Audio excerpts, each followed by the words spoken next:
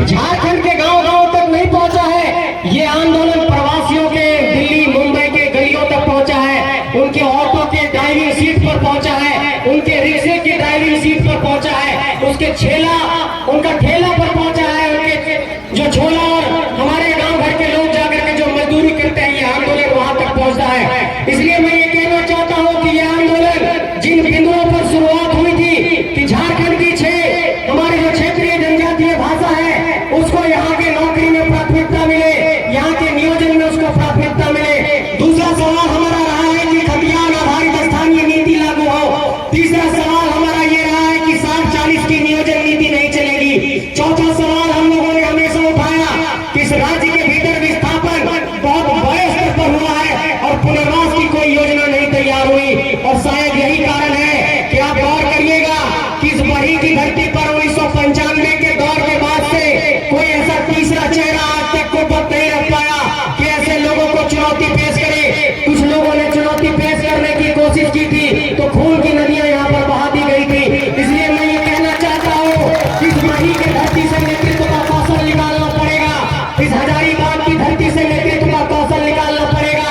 और ये चौपारण के लोगों पर बड़ा सवाल है, इस बड़ी के लोगों पर बड़ा सवाल है, पदमा के लोगों पर बड़ा सवाल है, चंदवाड़ा के लोगों पर बड़ा सवाल है कि 1995 के दौर के बाद से आपके माटी से कोई लीडर नहीं निकला, और अगर तो चाची की धरती से कोई माटी का लीडर निकल करके 100 माटी का लीडर पैदा कर रहा है तो उसके साथ आपको खड़ा होना होगा, नहीं तो ये झारखंड फिर से टूट जाएगा। मेरे साथियों, मैं ये कहना चाहता हूँ कि इस इलाके में जब भी कोई नेतृत्व अगली पंक्ति में आकर के नेतृत्व करना चाहता है, जब इन लोगों को चुनौती पेश करना चाहता है, तो इस इलाके में एक परिपाटी बनाई गई है। इस इलाके की परिपाटी है कि केस मुकदमे में फंसा करके लोगों को जेल में डालो और भाई भाई में लड़ाओ, यही यहाँ की राजनीति है, और इस राजनीति की परिपाटी को बदलना होगा।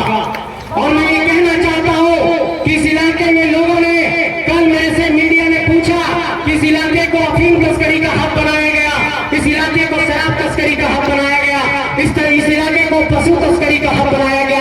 क्या आप लोगों ने बोला एक भी बार? हम लोगों ने कहा कि सभी मंचों से इस बात को कहा रहा है, उन नेताओं को ये चुनौती पेश करता हूँ कि हमारे नौजवानों को शराब और गांजे के बल पर बर्बाद करते हैं, हमारे लोगों को दारू और शराब और अफीम के व्यापार में लिप्त करते हैं, वैसे ही लोगों को जेल में डालते हैं, अपने ही आपके लोग पशु की तस्करी करते हैं, आपके ही लोग जाकर के शराब की तस्करी करते हैं।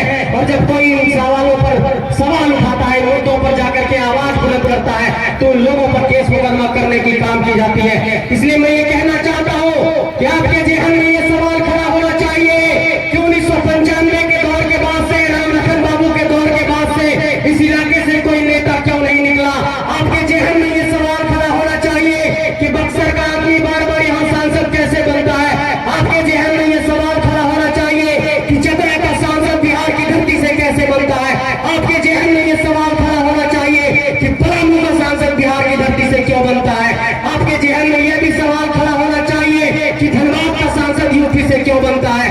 आपके जेहन में यह भी सवाल खड़ा होना चाहिए कि गोड्डा का सांसद भागलपुर से क्यों खड़ा होता है, भागलपुर का आदमी गोड्डा का सांसद क्यों बनता है। क्या झारखंड की माटी में इतनी कुव्वत नहीं? क्या झारखंड की माटी बांझ हो गई है?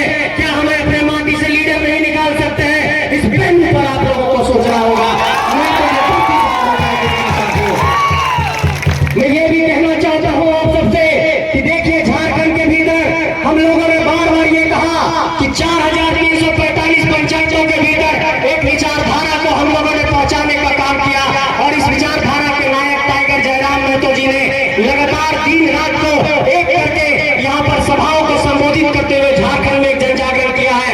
और आपको आश्चर्यजनक होगा कि जिस शख्स को आप यहाँ पर देख रहे हैं वो सिर्फ 3 घंटा सोते हैं, रात में 4 बजे सोए हैं, और अभी तक पिछले 2 सालों में लगभग 1000 से ज्यादा सभाएं इन्होंने की है और 2000 से ज्यादा बैठकें इन्होंने की है। ये इनकी कुव्वत है, ये इनकी प्रतिभा है, ये इनका कौशल है। और ऐसे कौशल की पूजा नहीं करेंगे तो माफियाओं की करिएगा, जमीन माफियाओं की करिएगा, पूंजीपतियों की करिएगा, कॉर्पोरेट लोगों की करिएगा, जो 10 रुपया का पेट्रोल भराएगा उसकी आप तरफदारी करिएगा, तो यहाँ पर कभी भी सियासी हकमों की आवाज नहीं बुलंद होगी। इसलिए यहाँ पर अगर हमारे अखिलेश समाज के भी लोग होंगे, उन लोगों को भी ये संदेश देना चाहता हूँ कि मेरे अजीज दोस्तों एवं बुजुर्गों, आपको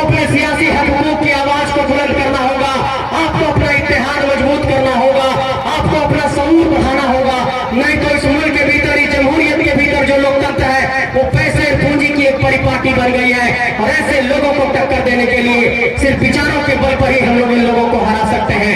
कई लोगों ने यह सवाल किया है कि कैसे इन लोगों को हराओगे, कैसे इन लोगों से चुनौती पेश करोगे।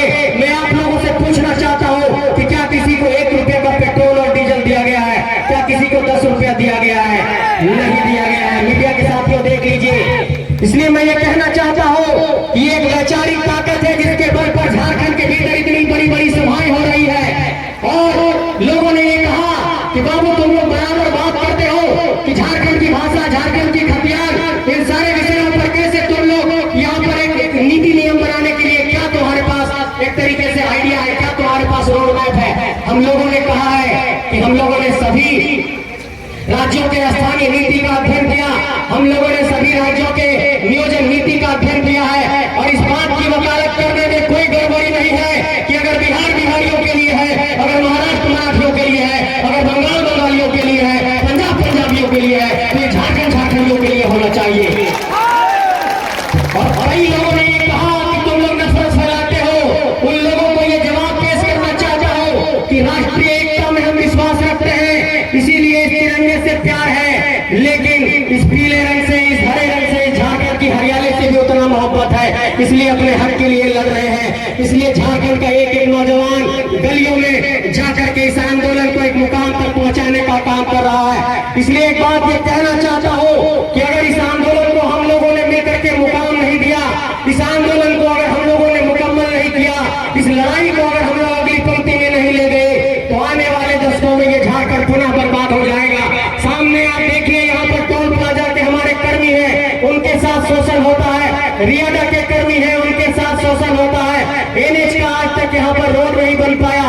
कई ऐसी सारी समस्याएं हैं कि जहाँ पर आपको ये नजर आएगा कि इस इलाके में नेतृत्व की एक बहुत अच्छी जरूरत है, एक बेहतर नेतृत्व की जरूरत है। इसलिए ये कहना चाहता हूँ कि लोगों को जवाब देने के लिए सिर्फ हौसले की बुनियाद पर ही हराया जा सकता है। इसलिए सभी सभाओं में हम लोगों ने कहा कि लोगों से लड़ने के लिए जहां पर भी जिस तरीके से, जिस मोर्चे पर, जिस रूप में टकराना पड़ेगा, ये नौजवान टकराने को तैयार है, ये लड़ाई से पीछे नहीं हटेंगे, ये भरोसा आप लोगों को दिला रहे हैं।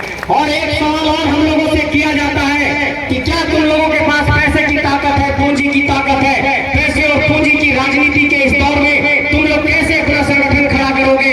कैसे तुम लोग चुनावी राजनीति में जाकर के इन लोगों को चुनौती पेश करोगे?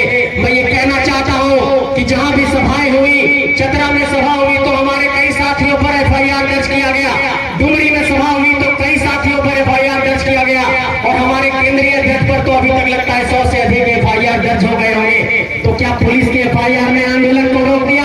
आज आपके सामने जयराम महतो जी यहाँ पर साक्षात बैठे हुए हैं। इसलिए हम कहना चाहते हैं पुलिस प्रशासन के भी लोगों से कि पुलिस के एफआईआर से यह आंदोलन नहीं रुकेगा, 144 की धारा लगाने से यह आंदोलन नहीं रुकेगा, 353 की धारा लगाने से यह आंदोलन नहीं रुकेगा।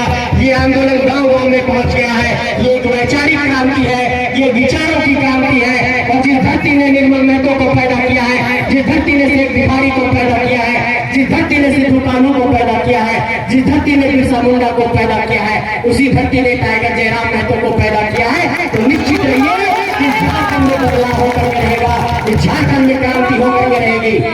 लेकिन चौपारण के लोगों, बड़ी के लोगों, आप लोगों को ये कहना चाहता हूँ कि आपकी राजनीतिक चेतना पर बहुत बड़ा सवाल खड़ा होता है बार बार।